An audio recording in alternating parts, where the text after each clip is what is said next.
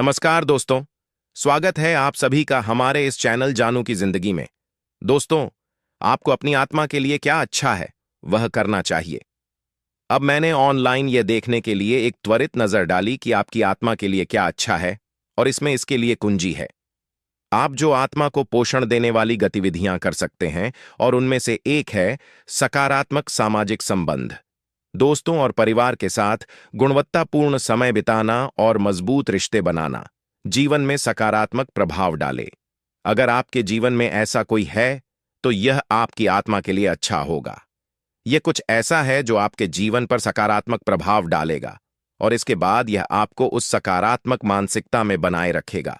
आप कह सकते हैं, बहुत बहुत धन्यवाद जीना लीवर, यहां होने के लिए आपके लिए बहुत दयालुता है।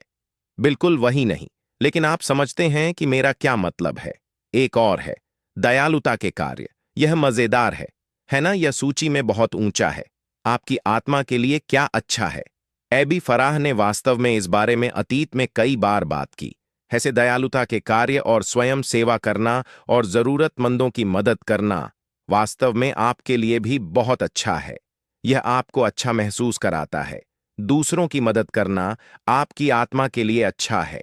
अगर आप उन लोगों में से एक बन सकते हैं जो दूसरों की मदद करते हैं, तो यह आपके लिए अच्छा है। अब हम यहां दूसरों की मदद करने के बारे में पैसे के संदर्भ में बात नहीं कर रहे हैं, है ना? बस एक नमस्ते, आप कैसे हैं, क्या मैं आपके लिए कुछ कर सकता हूं? इनमें से कोई भी दयालुता का कार्य दूसरों की मदद करने के लिए बहुत बड़ा और लंबा रास्ता तय करता है।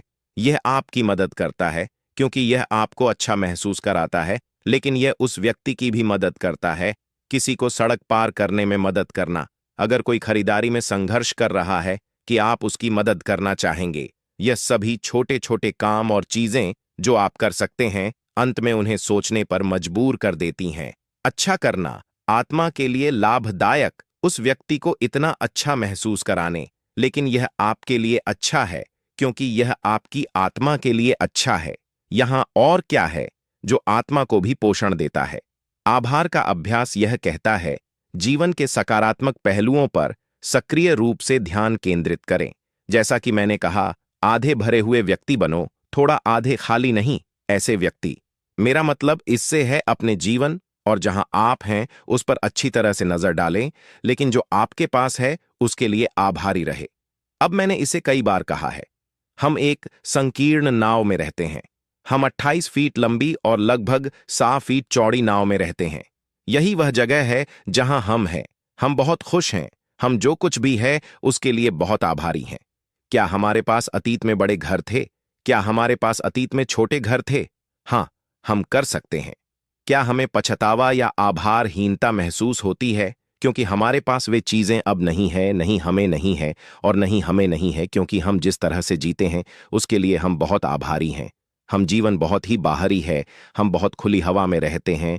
हम बहुत यात्रा करते हैं सिस्टम पर, नहरों के नेटवर्क के माध्यम से, और हम बहुत विशेष अधिकार प्राप्त और भाग्यशाली महसूस करते हैं कि हमारे पास ऐसा करने की क्षमता है। तो हम अपने जीवन को देखते हैं।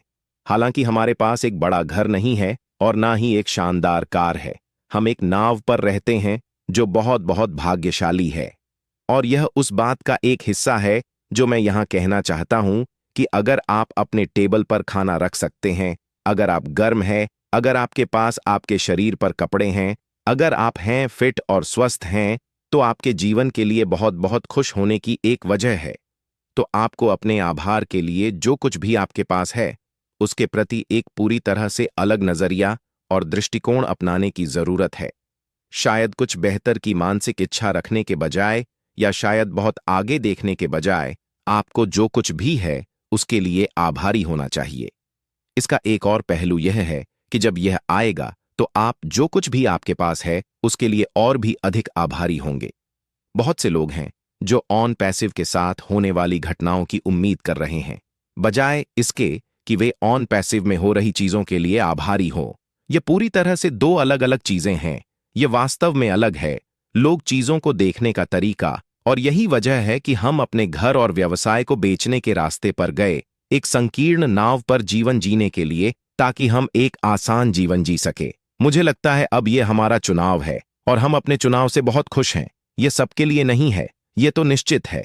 अगर आप ऐसा करने जा रहे हैं तो आपको अपने साथी के साथ अच्छा रहना होगा और ये हमारा चुनाव है। लेकिन एक चीज जो मुझे लगता है कि इसने मेरे लिए किया है, वह निश्चित रूप से मेरे दृष्टिकोण को बदल दिया है, जिसके लिए मैं आभारी हूं, वह थोड़ा अलग है। हमारे पास एक गर्म घर है, हम साफ हैं और सूखे हैं, और हमारे पास खाने के लिए जो चाहिए वह सब है। आदि मुझे बहुत से लोग पता है जिनके पास तो यह भी नहीं है। तो इसे थोड़ा सा मोड़ दें और इससे आपको अपने बारे में अच्छा महसूस होगा। रचनात्मक अभिव्यक्ति एक और चीज है जो आत्मा को पोषण देती है। ऐसी गतिविधियों में शामिल हो कला, संगीत, लेखन, जो आत्मा अनुभव की अनुमति देती है। अभिव्यक्ति, यह आत्म अभिव्यक्ति एक अच्छी चीज क्यों है? खैर, यह न केवल आपको यह व्यक्त करने की स्वतंत्रता देता है कि आप कौन हैं और आप क्या हैं, बिना किसी बाहरी प्रभाव के। बाहरी प्रभाव, वे हमेशा कहते हैं, या बहुत से लोग कहते हैं कि इसे करने के सबसे अच्छे तरीकों में से एक है डायरी रखना। मेरा मतलब है, मुझे नहीं पता कि कितने लोग अब डायरी रखते हैं। विचार लिखना और दयालुता मददगार है। कागज पर अपने विचार लिखना वास्तव में आपकी भलाई, आपकी आत्मा, आप जो हैं और बाकी सबके लिए मदद करता है। लेकिन दयालुता के कार्य, जैसे मैंने कहा, बहुत अच्छे होते हैं। रचनात्मक होना, अगर आपको कला पसंद है तो कला करें। अगर आपको संगीत पसंद है तो खेलें या लिखें, या जो भी आप करना चाहते हैं उसे बनाएं। जैसे कि लेखन, जेन को कविता पसंद है, वह बहुत अच्छी कविता लिखती है।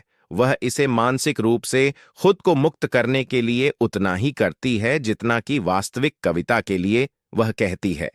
तो मुझे लगता है कि यह कुछ ऐसा है जिस पर आप विचार कर सकते हैं। मुझे लगता है कि यह वास्तव में, आप जानते हैं, कुछ ऐसा है जो आपकी मदद करेगा बहुत ज्यादा। यहां और क्या है? प्रकृति में समय यह उस बात के साथ हाथ में हाथ डालकर चलता है जो मैं कह रहा था। अगर आपके पास समय है तो उस समय को बाहर बिताएं। आपके चारों ओर के प्राकृतिक वातावरण की सराहना करना। दोस्तों, इनमें से चीज कुछ भी नहीं खर्च करती। पार्क में टहलने जाना, पहाड़ पर चढ़ना, आप जानते हैं, उस ताजी हवा में बाहर निकलना वास्तव में आपको बहुत बेहतर महसूस कराएगा। यह आपको बहुत बार फिर से ऊर्जा देता है। आप जानते हैं, जब आप उन ठंडे ताजा सर्दी की सुबहों में बाहर होते हैं, और आप जानते हैं यह वास्तव में लगभग आपकी सांसें रोक देता है। लेकिन जब आप ऐसा कर लेते हैं, उस ठंड में चलने पर, क्या आपको फिर से ऊर्जा नहीं मिलती और आप तरोताजा महसूस नहीं करते? फिर से यह आपको अच्छा महसूस कराता है और यह आपकी आत्मा के लिए अच्छा है। तो ध्यान में सतर्कता। आप, ये कुछ ऐसा है जो मैं नहीं करता। मैं इस बात को स्वीकार करता हूं कि यह मेरी स्थिति नहीं है, लेकिन वे कहते हैं कि अभ्यास होते हैं। ऐसे अभ्यास जो मन को शांत करने और वर्तमान क्षणों पर ध्यान केंद्रित करने में मदद करते हैं। जैसे कि सतर्कता और ध्यान वास्तव में आपकी आत्मा के लिए अच्छे होते हैं। अब मैं कई लोगों को जानता हूं जो पिलास करते हैं, वे योग करते हैं, वे सभी इन शांत करने वाली चीजों को करते हैं। मुझे लगता है ये कुछ ऐसा नहीं है जो मैं करता हूं, लेकिन मुझे पता है कि जो लोग इसे करते हैं उनके लिए यह अच्छा है, ये उनकी आत्मा के लिए अच्छा है, और ये इस बारे में है कि वे कैसे चुनते हैं। कुछ ऐसा करें जो उन्हें पता है कि उनके लिए अच्छा है। तो यह एक और है जो सूची में था, और इस सूची में आखिरी चीज भी है, के लिए आत्मा पोषण देना, और फिर से ऊर्जा पाने के लिए आत्म देखभाल है। शारीरिक और मानसिक कल्याण को बढ़ावा देने वाली गतिविधियों को प्राथमिकता देना, स्वस्थ भोजन करना, व्यायाम करना और पर्याप्त नींद लेना, यह क्षेत्र निश्चित रूप से ऐसी चीजें हैं जिन पर हम बहुत ध्यान देते हैं। जेन और मैं सप्ताह के दौरान उपवास करते हैं। हम शाम 7 बजे करते हैं, दोपहर 1 बजे। अगले दिन हम ऐसा क्यों करते हैं? क्योंकि हमें लगता है कि यह हमारे शरीर के लिए अच्छा है, या हमारे मेटाबॉलिज्म और बाकी सब चीजों के लिए, और यह वास्तव में आपको और अधिक सराहना करने वाला बनाता है जो भोजन आप उस समय अवधि में दोपहर 1 बजे के भीतर खाते हैं। शाम 7 बजे तक पर्याप्त नींद लेना। अब यह एक ऐसी चीज है जिससे मैं अतीत में संघर्ष करता रहा हूं। मेरे काम के पैटर्न और बाकी सब चीजों के कारण, खासकर आतिथ्य उद्योग में जिन घंटों में मैं काम करता था, वे अक्सर वे घंटे होते थे जब सभी लोग मजे कर रहे होते थे और मैं काम कर रहा होता था, जो आमतौर पर रात काफी देर हो जाती थी। और इसलिए मेरी नींद के पैटर्न पूरी तरह से गड़बड़ थे। अब मैं इस पर बहुत ध्यान देता हूं कि मैं अपने शरीर की सुनूं, और जब मेरा शरीर कहता है तुम्हें सोने की जरूरत है, तो मैं ध्यान देता हूं और सो जाता हूं। क्या इसका मुझ पर अच्छा प्रभाव पड़ रहा है? मुझे नहीं पता, लेकिन मैं निश्चित रूप से इस देखता हूं। अब एक सकारात्मक तरीके से इसके अलावा और स्वस्थ खाना खाना, जो उन चीजों में से एक है, मैं खाना बनाता हूं। बस इतना आसान। वास्तव में जेन ने आज एक शानदार लीक और आलू का सूप बनाया। सभी घर का बना। वास्तव में अच्छा, लेकिन सामान्य रूप से मैं खाना बनाता हूं और मुझे पता है कि इसमें क्या जाता है, और हम वास्तव में, या मैं निश्चित रूप से इस पर ध्यान केंद्रित करता हूं कि मैं बहुत अच्छे तेल के साथ खाना बनाऊं। वहां बहुत कम बुरे वसा है। ताज सब्जियां, ताजा मांस, मछ। हम बहुत मछली खाते हैं, और यह इसलिए है क्योंकि मैं यह जानता हूं अपने शरीर के लिए सही ईंधन होना निश्चित रूप से आपके कल्याण को सुनिश्चित करने की दिशा में एक बड़ा सकारात्मक कदम है। तो खैर दोस्तों, मैंने सोचा कि मैं आज यह बात आपके सामने रखूंगा। मैं बस एक बात कहने जा रहा, जो जन ने आज मुझसे कही, क्योंकि इस समय बहुत कम जानकारी बाहर आ रही है जहां तक मेरी निष्क्रियता की बात है। और जैसा कि आप जानते हैं, मुझे वह होना पसंद है, न्यूज वाला नहीं, बल्कि वह आदमी जो आपको थोड़ा बहुत मदद करता है पीछे के कार्यालय में पहनने और गीले होने और अन्य चीजों के बारे में। ऐसे मैं प्रेरणादायक वक्ता बन रहा हूं, ना तो कोई गुरु जैसा आदमी ले, निश्चित रूप से एक प्रेरणादायक वक्ता जैसा आदमी। और यह इसलिए है, मुझे वास्तव में लगता है कि हमारे समूह को एक साथ रखना महत्वपूर्ण है, और अगर मैं जो करता हूं और वह आप में से सिर्फ एक की मदद करता है, तो मेरे लिए यह एक सकारात्मक प्रतिक्रिया है जिसकी मैं तलाश कर रहा हूं। और मुझे विशेष रूप से जो मैं इस समय कर रहा हूं, उसे करने में मुझे बहुत आनंद आता है, क्योंकि नई जानकारी और नए तरीकों को खोजना पड़ता है। आप लोगों को प्रेरित करना कि आप अपने रास्ते पर बने रहे, इसके साथ जुड़े रहे और सकारात्मक रहे, और बाकी सब कुछ मुश्किल है, और मैं नहीं चाहता कि आपसे बात करना, मैं आपको यह बताना कि अंडे कैसे चूसे, और बाकी सब जो मैं करने की कोशिश कर रहा हूं वह यह है कि आपको सकारात्मक क्षेत्र में बनाए रखूं। जब तक कि मैं निष्क्रिय